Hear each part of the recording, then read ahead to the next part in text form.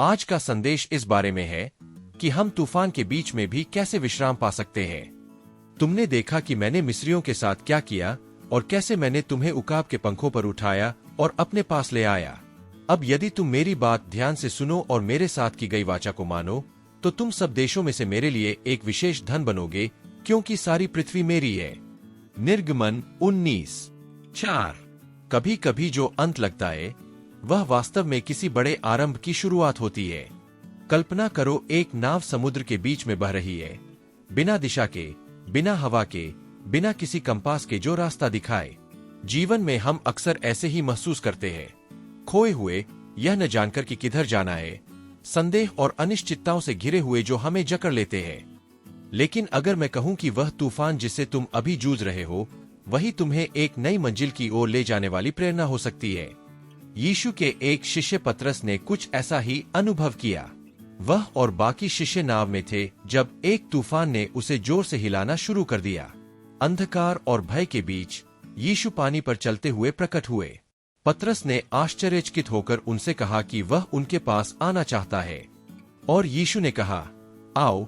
शुरू में पतरस पानी पर चला, लेकिन जब उसने तेज हवा को महसूस किया तो वह डूबने लगा।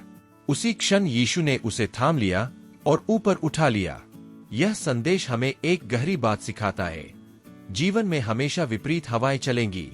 डर, संदेह और असुरक्षा तुम्हें नीचे खींचने की कोशिश करेंगी।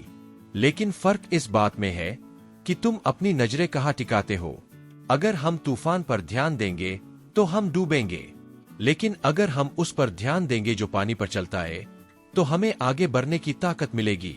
हो सकता है आज तुम खुद को दिशाहीन महसूस कर रहे हो सकता है कि तुम ऐसे संघर्षों का सामना कर रहे हो जो तुम्हारी क्षमता से बड़े लगते हैं। लेकिन विश्वास रखो, जो आज तुम्हें चुनौती दे रहा है वही भविष्य के लिए तुम्हारी ताकत बन सकता है। कोई भी तूफान हमेशा के लिए नहीं रहता, और जब लहरें बेकाबू लगती है तब भी एक हाथ तुम्हें उठाने के लिए बढ़ा हुआ है। प्रश्न यह है, क्या तुम्हारे पास इतना साहस है कि तुम विश्वास का एक कदम उठा सको, भले ही जमीन न दिख रही हो? क्या तुम इस बात पर भरोसा कर सकते हो कि तूफान के बीच भी कोई बड़ा उद्देश्य तैयार हो रहा है? डर को खुद पर हावी मत होने दो। अज्ञात चीजें डरावनी हो सकती है, लेकिन वे किसी असाधारण चीज का द्वार भी हो सकती है। विश्वास करो, एक कदम आगे बढ़ाओ और याद रखो, तुम कभी अकेले नहीं हो, परमेश्वर तुम्हारे साथ है। और जब बात चल ही रही है, तो इस संदेश को अपने दोस्तों और परिवार के साथ जरूर साझा करो। परमेश्वर तुम्हारा दिन शुभ करे। बहुत धन्यवाद और फिर मिलेंगे।